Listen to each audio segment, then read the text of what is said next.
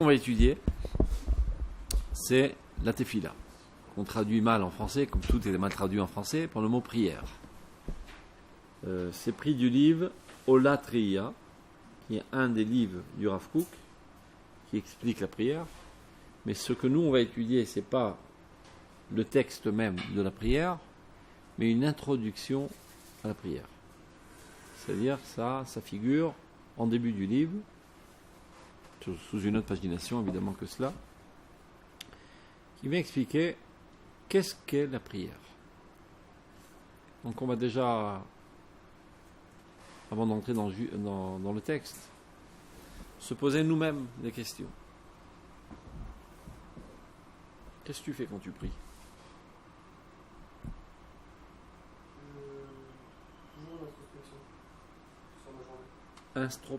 Introspection de ta personnalité. Tu t'adresses à Dieu, d'accord ?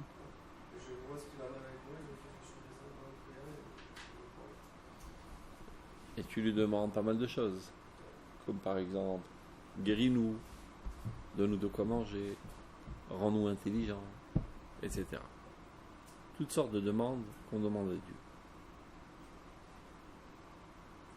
Et est-ce qu'on a véritablement l'intention de changer la volonté divine ? Qu'est-ce que vous en dites ? Quand tu demandes quelque chose à quelqu'un, jusqu'à présent, il ne t'a pas permis de rentrer dans cette chambre. Et tu le supplies de te laisser rentrer dans cette chambre. Ce que tu espères, c'est qu'il change de volonté, d'accord ? Jusqu'à présent, il ne voulait pas que tu rentres dans cette chambre. Et suite à tes supplications, il veut que tu rentres dans cette chambre. Donc tu as changé sa volonté. Est-ce qu'il en est de même dans la tefila ? On supplie Dieu pour qu'a priori, il change sa volonté. Jusqu'à présent, mon fils était malade et j'implore Dieu qu'il arrête d'être malade. S'il est malade, ce n'est pas par hasard. C'est Dieu qui l'a rendu malade. Oui. Qui reste malade ou qui reste pas malade ? Remercier Dieu qu'il est malade. Mais quand je demande à Dieu de le guérir, j'ai véritablement la volonté qu'il change de volonté ? Oui. Oui ? Tout simplement oui. On a des preuves. Quelle preuve ? Si moi j'ai la demandé une fois de plus, ce serait enfin une histoire. Donc il faut changer la volonté de Dieu par attention. Même sans preuve. Sans quoi je ne parlerai pas pour rien. Si je pense que ça ne sert à rien de prier, je ne vais pas prier. Enfin, je n'ai pas que ça à faire. Donc, a priori, quand je demande quelque chose à Kadosh Baruch Hu, c'est que jusqu'à présent, il y avait une volonté X qui passe à une volonté Y. A priori. Hein ? Ça, c'est la colle. Dieu est infini. Il n'y a pas de changement dans l'infini. Il ne peut pas être plus infini que l'infini ou moins infini que l'infini. C'est un absurde, c'est une hérésie. Donc, on se doit de comprendre qu'est-ce qu'on fait quand on prie. Ça, c'est un. Deuxième question. Je vais vous bombarder de questions, on a les craintes. Je ne sais pas si on donnera toutes les réponses aujourd'hui, mais commencez à réfléchir ensemble. Pour qui on prie ? Pour Dieu ou pour nous ? Pour nous. J'ai une question, il faut que c'est pour nous. C'est pour nous. Et d'où on sait qu'il faille prier ? Où c'est marqué qu'il faut prier ? Qui est trop haut pour lui, je crois. D'où on a appris qu'il faut prier ? Où c'est marqué dans la Torah ? C'est pas écrit, mais moi, on m'a toujours dit que c'est pour nous. HM, qu'est-ce qu'ils sont Hein ? En Égypte ? Non. Est-ce qu'il y a un pasouk qui dit de manière explicite qu'il faut prier ? Non ? Il faut aussi remercier HM, parce que genre, la vie, etc. Hein ? Non. Je parle d'après. Quand on parle de la prière, on parle des Shemona Esrei Brachot. Dans la Haggadah, quand ils ont imploré Dieu, Ça m'a lâché. Le fait qu'eux, ils ont imploré Dieu, ça ne m'incombe pas à moi d'implorer. Si un juif en Égypte essaie de gratter l'oreille, c'est pas pour autant que je dois me gratter l'oreille. Donc il faut trouver un endroit dans la Torah où c'est marqué de manière impérative, un ordre, qu'il faille prier. T'as marqué quelque part? Oui, c'est écrit, il y a 1000 près. Hein? 1000 près. Ouais. Non, Eh ben, vous le dites 3 fois par jour dans le Kriyat Shema. Ou le ovdo bechol levafrem. De le servir de tout votre cœur. Dit Razal, de quoi s'agit-il? Quel est donc ce service qu'on sert de tout notre cœur, c'est-à-dire au niveau du sentiment? Eveomer tefila. La tefila, c'est le service de Dieu au niveau du cœur, c'est-à-dire au niveau des sentiments. Nous ne sommes pas des automates qui devons servir Dieu seulement au niveau du comportement, on doit servir Dieu avec toutes les forces de notre vie. Donc, au niveau de la volonté, c'est-à-dire du comportement, des actions, ce sont les mitzvot. Au niveau de l'intellect, c'est l'étude de la Torah. Au niveau du sentiment, c'est la prière. Ou l'ovdo, bechol levafrem. Donc il s'agit là d'une démarche émotionnelle. Un service de Dieu au niveau de nos émotions, par l'intermédiaire de nos émotions. Donc s'il s'agit de quelque chose de sentimental, d'émotionnel, alors pourquoi m'obliger à rentrer en émotion en public, ce qui n'est pas tellement agréable? Si par exemple un jour tu es très ému et tu as envie de pleurer, tu n'as pas tellement envie qu'on te regarde. Tu préfères rester tout seul dans ta chambre. D'accord? C'est pas sympa. Non, mais là le monde me dérange. Ouais, c'est un concours de circonstances. Mais là, le service lui-même, c'est de rentrer en émotion sur certains thèmes. Être en situation émotionnelle, sentimentale, c'est assez intime. Et le public dérange. Et pourtant, la halakha a dit qu'on doit prier en minyan, c'est-à-dire en public. De plus, s'il s'agit d'une démarche émotionnelle, laisse mes émotions s'épancher de manière spontanée, naturelle. Ne me fixe pas un texte rébarbatif que je dois dire tous les jours, 3 fois par jour. Finalement, à la longue, ça risque de devenir un petit peu fatigant. D'accord ? Pas mal de questions. De manière générale, je ne sais pas si vous vous êtes rendu compte, quand on prie, on a énormément de difficultés à rester concentré. Tu commences Hachem Sefatai Tiftar, 3 secondes après, tu t'imagines déjà sur la plage. Et après, tu t'envoles dans d'autres situations. De fil en aiguille, de manière associative, tu te retrouves en Chine et tu penses à toutes sortes d'autres choses, sauf ce qui est marqué dans le texte. Et après, tu dois te reprendre tes esprits et te réagripper au texte. Pourquoi c'est si compliqué de prier? Ben justement, à cause de toutes ces questions. On a du mal à se concentrer sur quelque chose dont on ne comprend pas exactement l'effectivité, l'efficacité et le mécanisme. Comment ça marche? Quelque chose qui est évident pour toi, donc tu comprends comment ça marche, à quoi ça sert, quel en est l'objectif, quel intérêt que tu en retires, c'est facile de rester concentré. Mais quelque chose dans lequel tu es dans le brouillard total et tu n'y vois que rien, c'est dur de se concentrer. D'où l'importance de Iyun Tefila, l'étude de la Tefila avant la Tefila. Vous pouvez fermer les fenêtres pour qu'il y ait un peu moins de bruit, parce que ça dérange. C'était juste pour rentrer de l'oxygène, on a fini. Non, parce qu'il y avait une odeur de fauve quand on est rentré tout à l'heure. Il y a encore une fenêtre. C'est bon. Donc, d'où l'importance de notre étude. Notre étude, comme j'ai dit, ne va pas se focaliser sur l'explication des textes. Ça, c'est la suite du livre. Nous, on va se suffire déjà d'étudier l'introduction à la Tefila, qui va nous expliquer exactement pourquoi on prie, qu'est-ce qu'on fait quand on prie, quel en est le mécanisme, est-ce que véritablement on change la volonté de Dieu, etc. etc. Toutes ces questions trouveront réponse dans notre étude. C'est clair, c'est présent? Pas de questions? Top. On y va. Atfila amatmedet shalaneshama. Regardez dans le texte. Donc ça, c'est le premier chapitre de l'introduction. Traduction. la prière constante de l'âme. Parce qu'il s'avère que ton âme est constamment en train de prier. On va déjà faire une première lecture en hébreu, après on traduira, après on expliquera. התפילה המתמדת של הנשמה מתאמצת היא תמיד לצאת מן העלם אל הגילוי, להתפשט על כל כוחות החיים של כל הרוח והנפש וכל כוחות חיי הגבייה כולה. והיא משתוקקת גם כן לגלות את מהותה וכוח פעולתה על כל הסביבה, על כל העולם והחיים. ולשם כך צריכים אנו לחשבונו של עולם שבא לידי תורה וחוכמה. ונמצא מתוך כך שעבודת התורה כולה בכל חוכמתה היא התגלותה המתמידה של תפילתה הכמוסה של הנשמה. נשמת כל חי תברך את שמך השם אלוקינו. טוב, on en a assez déjà. Allons-y. התפילה המתמדת של הנשמה.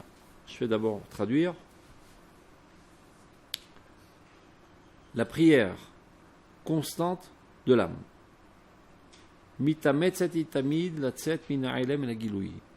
S'efforce toujours de sortir d'un état potentiel vers une mise à l'œuvre. להתפשט על כל כוחות החיים. Se propager, d'avoir une influence sur toutes les forces de notre vie. C'est le kol haruach vanefesh, de l'esprit, l'âme. Vekol kochot chayei agvia kula, toutes les forces du corps. V'hi mishtokeket gam ken legalot et mahuta v'kach pa'ulota al kol hasiva. Et elle désire aussi de dévoiler son essence et son activité, son effectivité sur tout l'entourage. Al kol olam v'chaim, sur tout le monde et sur toute la vie. Et pour ce faire, leshem kach, tzrichim anu lecheshbono shel olam. Nous avons besoin, il est nécessaire, de faire un compte rendu du monde qui nous parvient grâce à l'étude de la Torah et de la sagesse.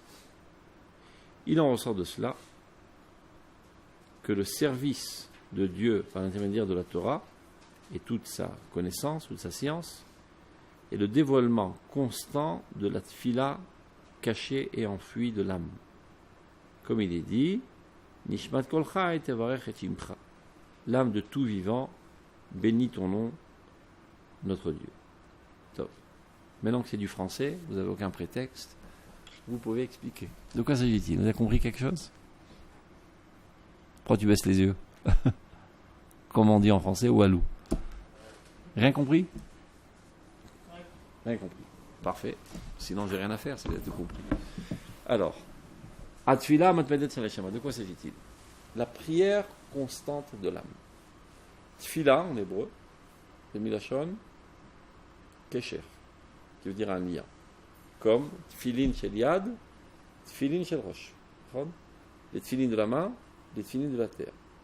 Ou kshartem, les hot aletrem. Tfila, quand Léa dit naftule naftalti, quand elle a eu encore un gosse, elle a dit je suis encore plus lié à mon mari. Donc, tfila veut dire lien. L'âme est en lien constant avec Dieu. Qu'est-ce que ça veut dire que l'âme est en lien constant avec Dieu? Eh bien, le désir le plus profond de l'âme est d'être comme Dieu. Elle émane de Dieu. Elle est la divinité qui est dans notre personnalité. Donc la volonté de l'âme n'est autre que la volonté de Dieu. Qu'est-ce que tu veux? Qu'est-ce que tu veux maintenant? Non, sans frime. Dormir. Ouais, mais je me barre si j'arrête la frime. Qu'est-ce que tu veux? Je veux manger, je veux dormir, je veux m'amuser. Et ton âme, c'est pas ce qui l'intéresse. Ce qui l'intéresse, Binyan Yerushalayim, Kibbutz Galuyot. Qu'est-ce qui l'intéresse profondément, ton âme? Ce qui intéresse profondément Dieu. Qu'est-ce que Dieu attend de ce monde, dans cette ère historique dans laquelle on vit? sont venus les Chachamim, Anshe Knesset Agdola, et ont formulé en mots bien clairs quelles sont les volontés constantes de Dieu depuis la destruction du deuxième temple jusqu'à la reconstruction du troisième temple. Pendant cette époque historique, qu'est-ce que Dieu attend de son monde? Entre guillemets, il n'endort pas les nuits de savoir que Jérusalem est détruite. Il en souffre énormément. Il souffre énormément de savoir que ses enfants sont éparpillés aux quatre coins du monde. Il voudrait qu'ils soient dans leur élément naturel, en Terre Sainte, le peuple saint en Terre Sainte. Il souffre énormément de savoir qu'il y a des gens qui sont idiots, qui devraient être intelligents, parce qu'un homme n'a pas été créé pour être un idiot, sans quoi il aurait été fait chien ou chat. Mais il a en lui un potentiel intellectuel. Et tant que ce potentiel intellectuel n'a pas été mis à l'œuvre, il est plus animal que homme. Par ce qui diffère un homme d'un animal, cette capacité intellectuelle, essentiellement d'abstraction. Donc un homme qui n'a pas encore mis à l'œuvre cette capacité est resté encore au niveau animal. Donc cette potentialité, elle ne sert à rien, en quelque sorte.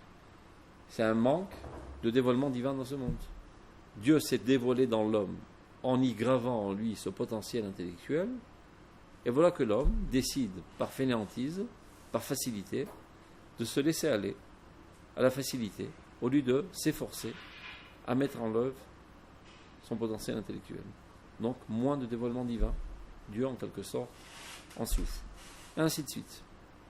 Donc Chachamim, avec quelques prophètes qui étaient parmi eux dans cette assemblée, nous ont dévoilé quelles sont les volontés constantes d'Akadosh Baruch Hu pendant cette époque historique.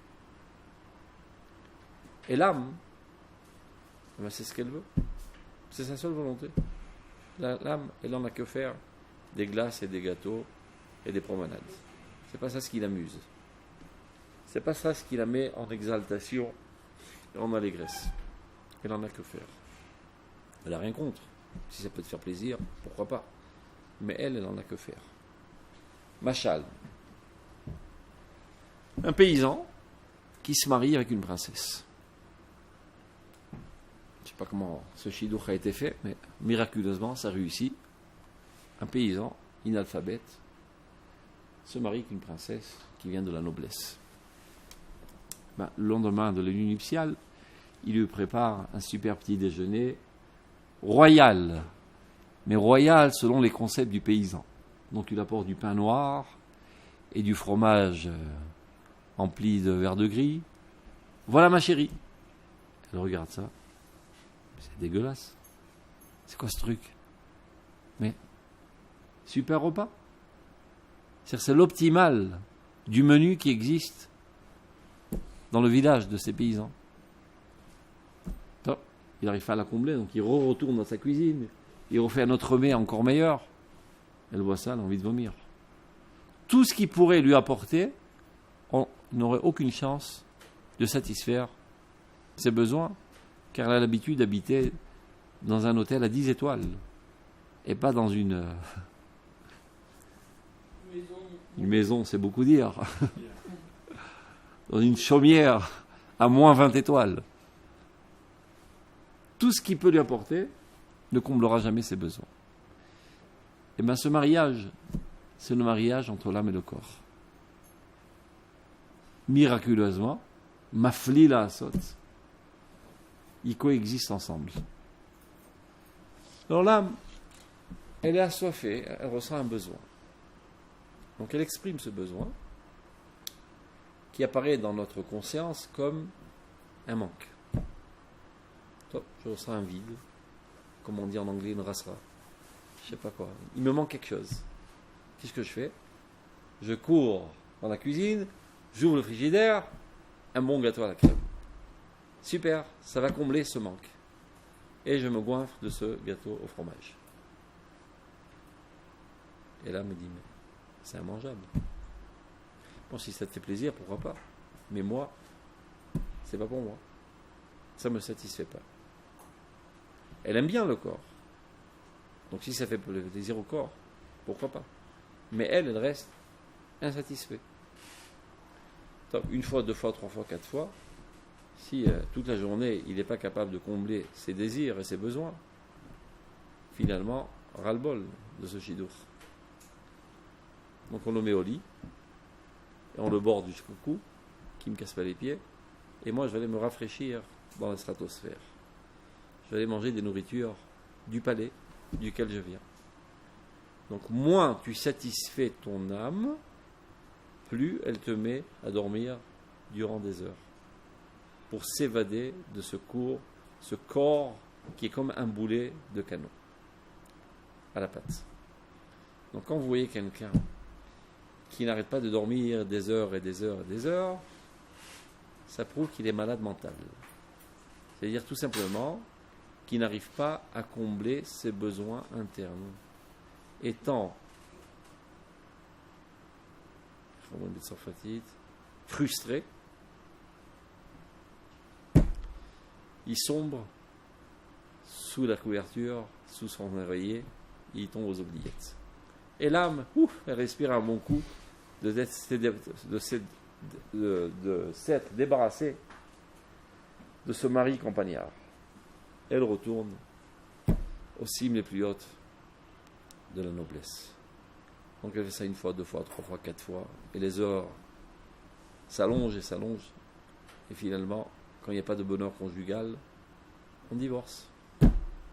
On commence à loucher à gauche et à droite, et on cherche notre bonheur autre part.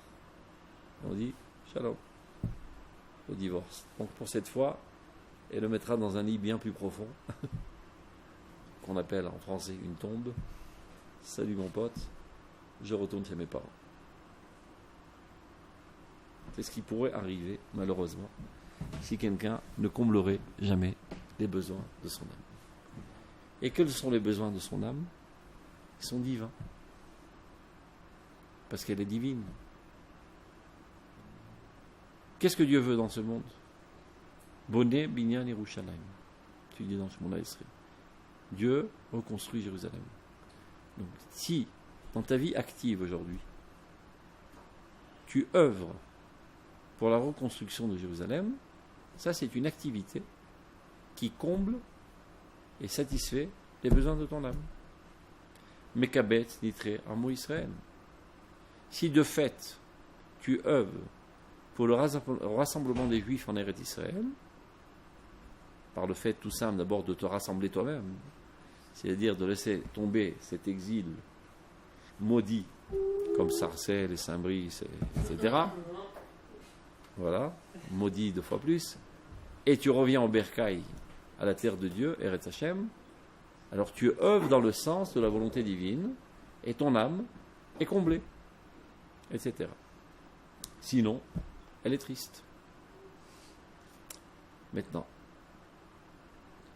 de manière générale, tu n'œuvres pas avant d'y penser, avant d'en être enthousiasmé. Donc, d'abord et avant tout, faut-il connaître quelles sont les volontés divines. Qu'est-ce que Dieu espère de son monde? Qu'est-ce que Dieu attend de ce monde? Donc ça, je dois l'apprendre. Où c'est qu'on apprend ça? Dans la Torah. Ce n'est qu'une étude intellectuelle. Ce n'est pas pour autant que je suis empris d'émotion et d'enthousiasme pour accomplir ces idéaux. Je ne fais que les connaître. D'ailleurs, connaître se dit en hébreu les hakir, hakara. Hakara, qui veut dire la connaissance, c'est la même racine que nechar, qui veut dire étranger. Vaitnaker elechav. Il dit à propos de Yosef, il s'est rendu étranger à ses frères. Ça veut dire c'est un certain contact avec cette donnée, avec cette connaissance, mais qui m'est encore étrangère. J'ai commencé à rencontrer cet idéal dans l'étude, et ça se trouve dans un des domaines de mon cerveau. Ça ne veut pas dire pour autant que j'ai intégré la connaissance et que je la vis à plein poumon. Donc, il y a une première approche, c'est la connaissance intellectuelle, ça c'est l'étude de la Torah. Après, il faut faire ça pénétrer dans le cœur pour enthousiasmer la volonté et pour œuvrer dans ce sens. C'est le rôle de la tefila. Donc l'âme, elle est en lien constant avec Dieu. Elle veut de manière constante ce que Dieu veut. Elle ne prie nuit et jour que pour la reconstruction de Jérusalem, le rassemblement des exilés, le rajout de sagesse dans le peuple d'Israël, qui est de la guérison, qui n'est pas de maladie. Tout ça, c'est ce que Dieu veut de manière constante et c'est ce que l'âme veut de manière constante. Oui, mais moi, je ne sais pas ce qui se passe dans mon âme. Tu sais ce que ton âme ressent maintenant? Non. La quasi-totalité des gens ont une conscience de leur corps. C'est-à-dire, j'ai mal au dos, j'ai froid à cause du masgan, il me casse les pieds, celui-là ne veut pas être dans le masgan, j'ai faim, j'ai une conscience des besoins de mon corps. Une plus petite partie de l'humanité ont une conscience de leur nefesh, qui est un niveau plus profond de ma personnalité, qu'Adam ou un nefesh. C'est des aspects psychologiques, mentaux, physiologiques, même biologiques, psychophysiologiques, c'est le nefesh. J'ai besoin de liens sociaux, ça ne me suffit pas seulement de manger et dormir. Je ressens un manque de lien social, etc. Une plus petite partie de l'humanité ont une conscience de leur rouar, qui est un niveau encore plus profond de notre vie, qui nous donne capacité intellectuelle, abstraite, études scientifiques, etc. Il y a des gens, ils ont bien mangé, ils ont bien bu, ils sont bien amusés, ils ont joué au basket, la vie est belle. D'autres, non. S'ils n'ont pas étudié quelque chose d'intéressant, un bon livre de philo, un bon livre de maths physique, ils se sentent tout vides. Parce que leur rouar n'a pas été satisfait et ils en sont conscients, ils vivent le niveau de leur rouar. Il y a d'autres gens, non, primitifs, ils ont un rouar, mais ils sont totalement déconnectés. Une paroi très large, très forte, les écarte de leur rouar.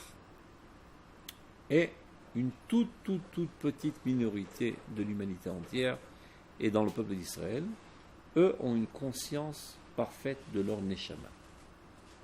Ressentent parfaitement, à tout instant, ce que ressent leur neshama. Par exemple, si moi, Shabbat, j'appuie sur l'interrupteur et j'allume la lumière. C'est pas bien, c'est interdit, c'est marqué dans le Shulchan Aruch, il ne faut pas allumer le feu. C'est bon. Mais celui qui a une conscience de son neshama, il voit comment sa neshama gicle de sang. Parce qu'une avera, c'est comme si tu rentrais un poignard dans le dos de la neshama et elle est en train d'agoniser. Il en est conscient. Moi, avec toute la bonne volonté, j'en suis pas conscient. De même, on étudie la Torah, là c'est bien sympa, on est content, c'est une mitzvah, étudier la Torah, ça nous donne une certaine satisfaction spirituelle, et on peut dire qu'on est en extase, en aïe, en exaltation totale. Et bien sache que maintenant, ta neshama hurle de joie. Elle est au plus haut de sa satisfaction. Elle est comblée de satisfaction, parce que là, elle est en expression optimale. On n'en est pas conscient. Maré de Nishmeta, ces hommes-là, qui sont détenteurs, propriétaires, connaisseurs de leur âme, ils en sont conscients online. Donc le Rav Kook, qui est un de ceux-là, nous dévoile ce qui se passe au plus profond de notre être. Sache que ton âme prie de manière constante. Même quand toi tu fais des idioties, des bêtises, et des saletés, des impuretés, peu importe. Ça c'est tes aspects superficiels de ta personnalité, ton corps, ton effet, ton rouar même. La neshama, qui est bien au-delà de ta personnalité, comme il est dit dans le Zohar, que la neshama rentre dans le corps comme le corps rentre dans la chaussure. Combien de ta personnalité, de ton corps rentre dans ta chaussure? Une partie très infime, le plus bas de ton corps, le pied. C'est plus ou moins la proportion. Ta neshama te survole, est bien plus grande, bien en-delà de ta capacité de l'intégrer. Mais elle se trouve imminente en toi. Eh bien, elle, elle ne veut de manière constante que la volonté divine. Donc elle prie, c'est-à-dire elle est en lien constant avec Dieu. C'est ce qu'il dit. Atefila amatmedet shel haneshama. Cette tefila constante de la neshama, ce lien constant, cette volonté constante de la neshama qui est totalement identique à la volonté de Dieu. Mitametzet itamid latset min ha'elam min ha'gilui. S'efforce constamment de sortir d'un état latent vers un état de mise à l'œuvre. Qu'est-ce que ça veut dire? Elle fait de tout pour que ce bout de chair qu'elle est en train d'animer soit à la hauteur de ce qu'elle ressent. C'est-à-dire, toi maintenant, tu rêvasses que, je ne sais pas, dans 1 heure, il y aura un bon repas, en espérant, on va revenir, avec une bonne cuisse de poulet, ça, la vie sera belle. Elle s'en fout pas mal de tout ça. Mais quel idiot avec qui je vis, elle se dit. Quand est-ce que ce bonhomme avec qui je vis aspirera aux mêmes aspirations auxquelles moi j'aspire? Donc elle fait de tout pour pousser et faire tomber toutes les entraves et toutes les murailles qui la séparent de ta conscience. Notre conscience n'est pas identique à ce que la Neshama veut. Donc elle pousse de toutes ses forces, elle s'efforce de toutes ses forces pour faire en sorte que ceci soit mis à l'œuvre dans ta personnalité consciente.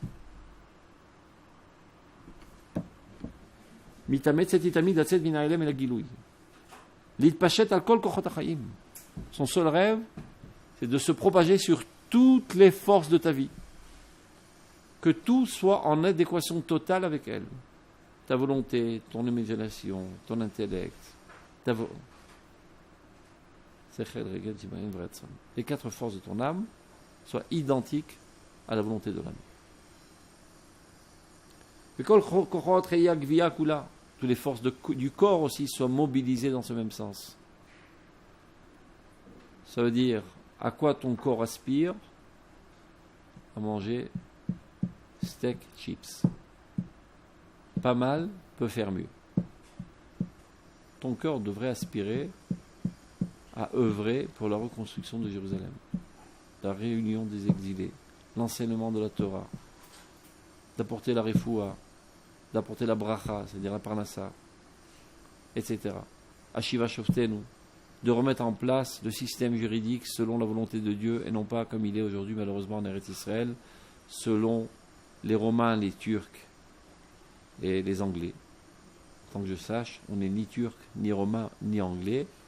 Et malgré tout, le système juridique en Israël est fondé sur ces systèmes étrangers au peuple d'Israël, qui est en soi un grand Chilul Hashem, une profanation du nom de Dieu. Au lieu de juger selon les lois qui ont été données à Moshe Rabbeinu, Meremi miyad neged Moshe Rabbeinu, on ose lever la main contre Moshe Rabbeinu et le mépriser et le dédaigner, comme si que lui ne comprenait rien. Et on a besoin d'être éclairé par ce que dit Napoléon ou bien un Turc ou un Anglais.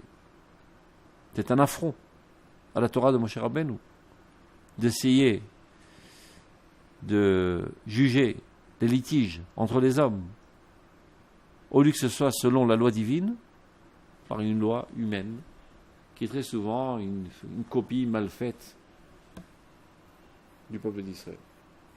Donc, tu devrais vouloir intensément Ashiva Shoftenu Kevarishona, que réapparaisse dans l'État d'Israël le jugement selon la loi divine.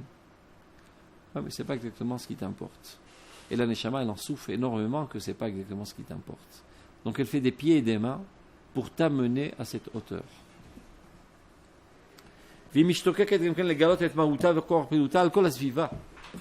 Non seulement en toi, elle espère apparaître, mais elle va avoir une influence aussi sur tout l'environnement.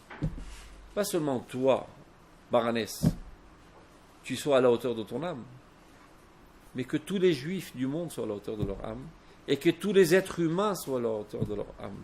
Et elle en souffre énormément de savoir qu'il y a énormément d'êtres humains qui sont totalement idiots, qui n'expriment pas le divin qui est en eux. Parce qu'elle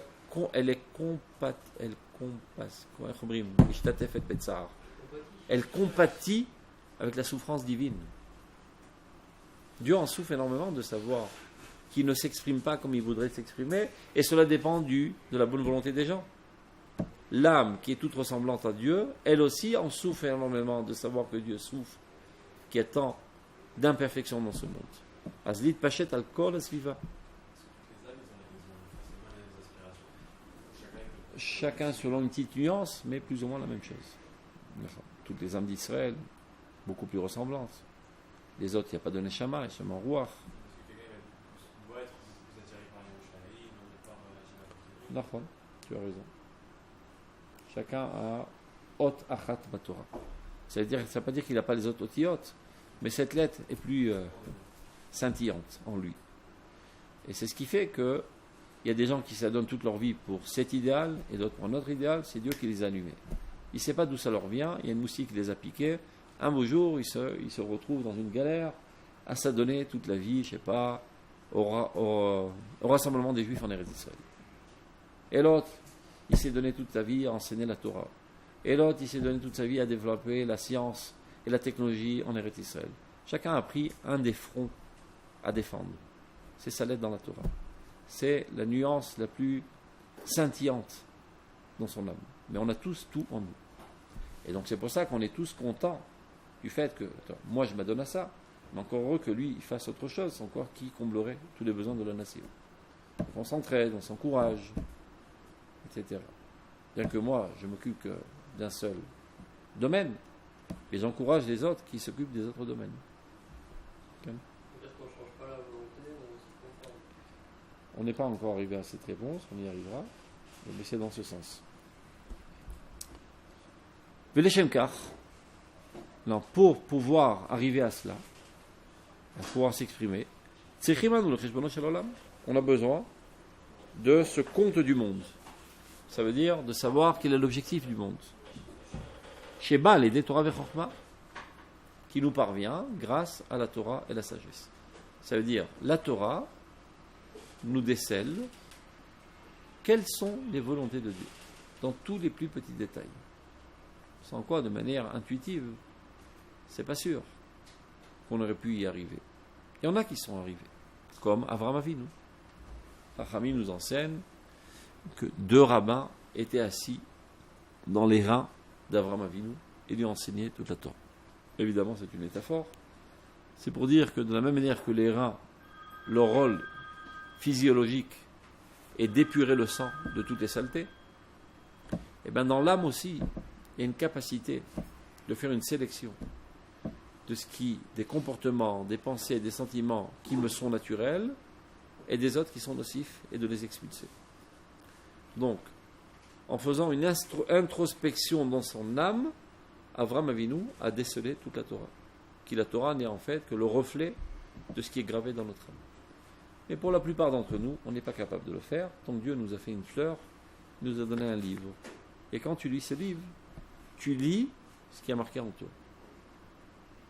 La Torah n'est pas une religion, Chas v'Shalom, auquel on adhère. J'explique. Je donne un exemple tout simple. Comment tu t'appelles ? Réhouven ? Supposons que tu travailles dans un laboratoire, voilà, dans la recherche. C'est ce que tu voulais faire, j'ai bien visé ? Pas loin. Et donc, on te dit, voilà, tu observes cette fleur et tu décris comment elle grandit, comment elle se développe, etc., etc. Donc, tu écris pendant des heures, tu observes et tu écris.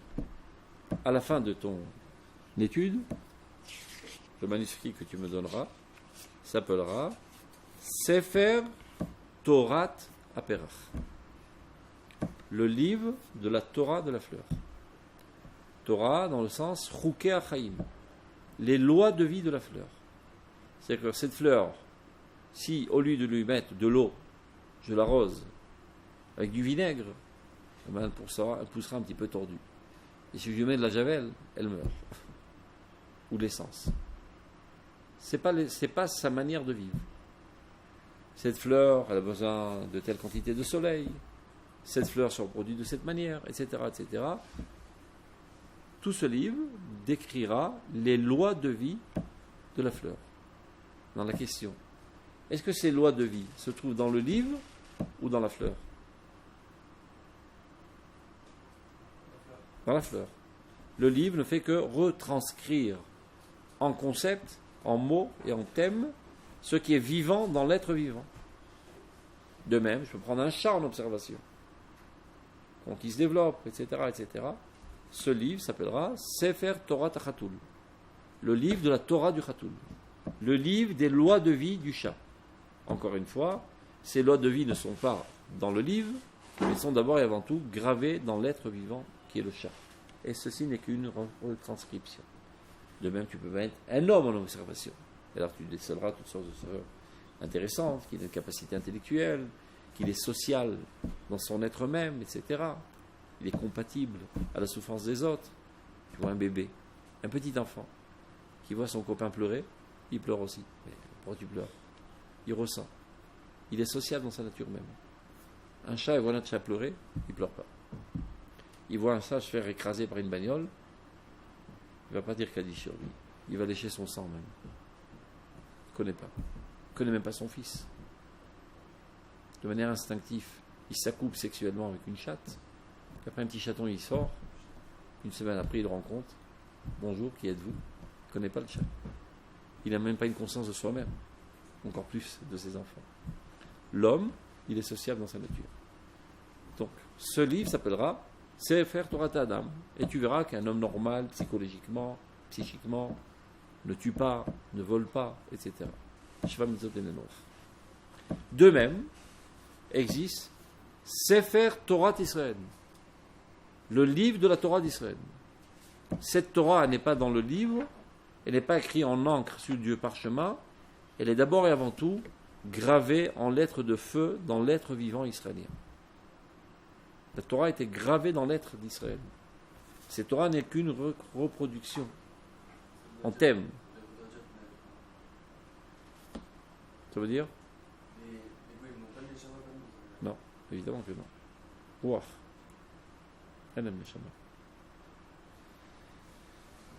Et donc, quand on étudie la Torah, qui est écrite dans un texte, ce n'est que pour nous recommémorer ce qui est gravé dans notre nature. D'ailleurs, quand tu étudies la Torah comme il le faut, tu as toujours une impression de déjà-vu. Ça m'est familier.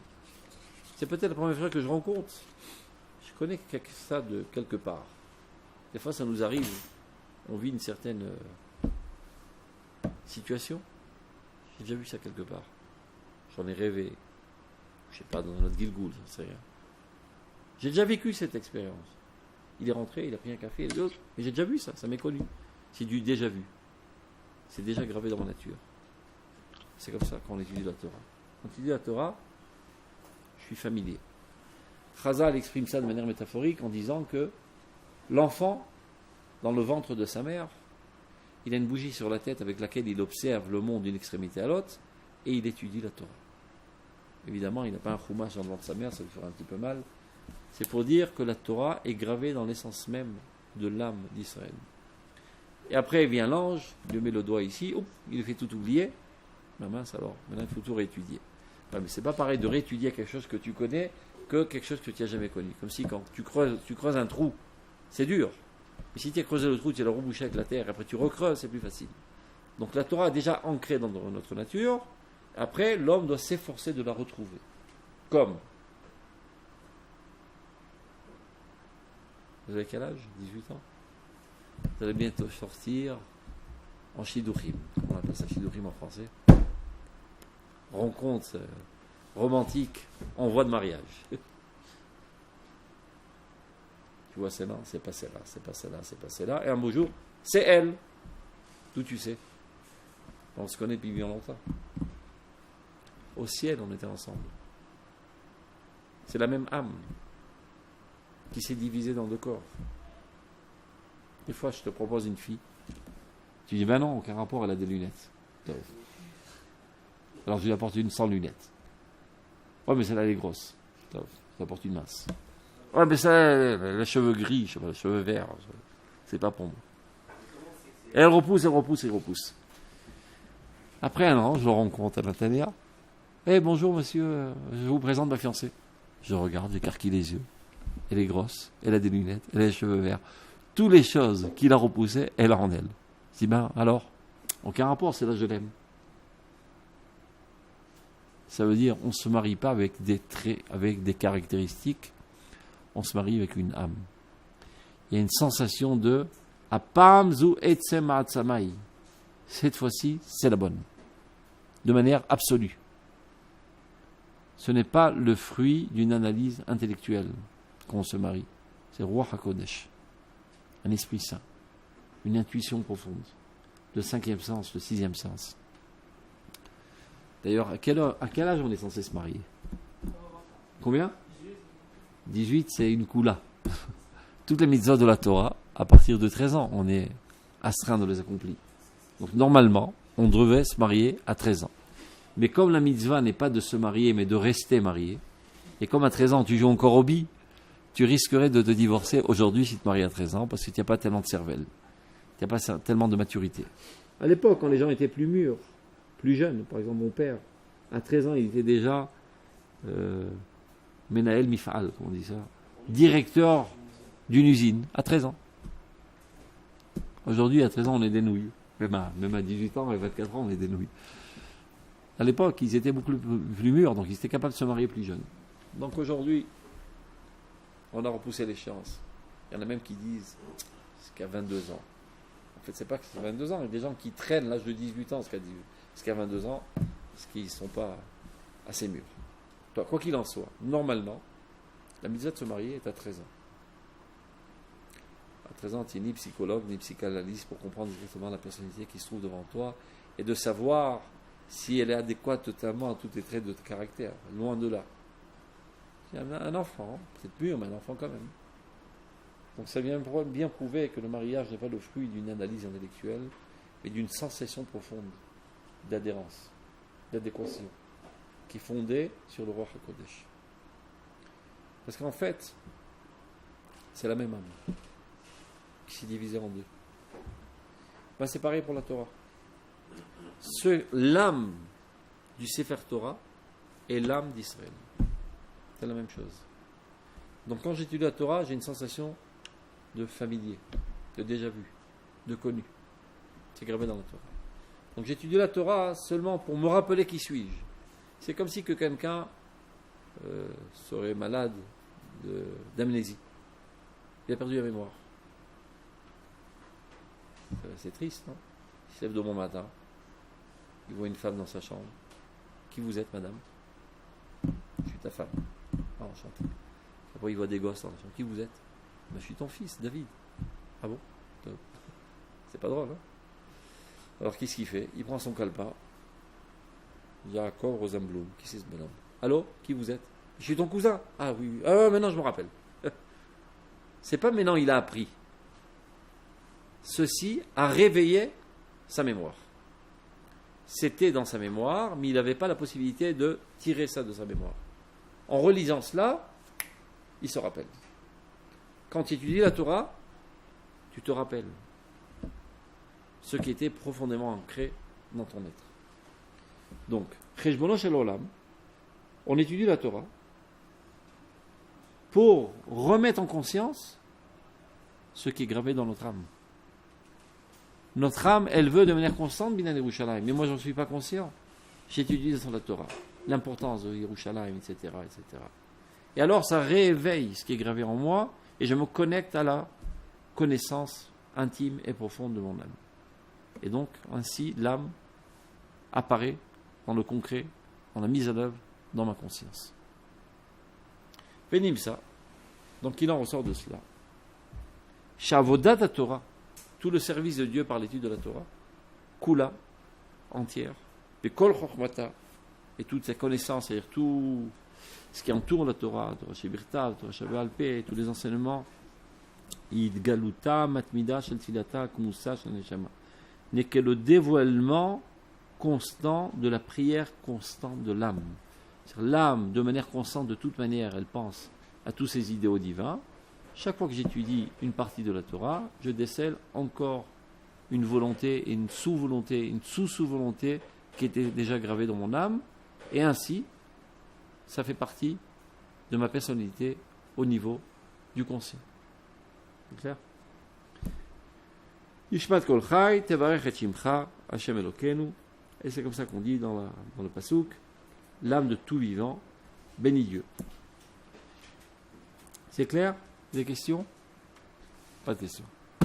Alors bon appétit, allez manger. Récupérez les feuilles, je vous conseille. Ne les laissez pas chez les élèves. Non, ça va disparaître.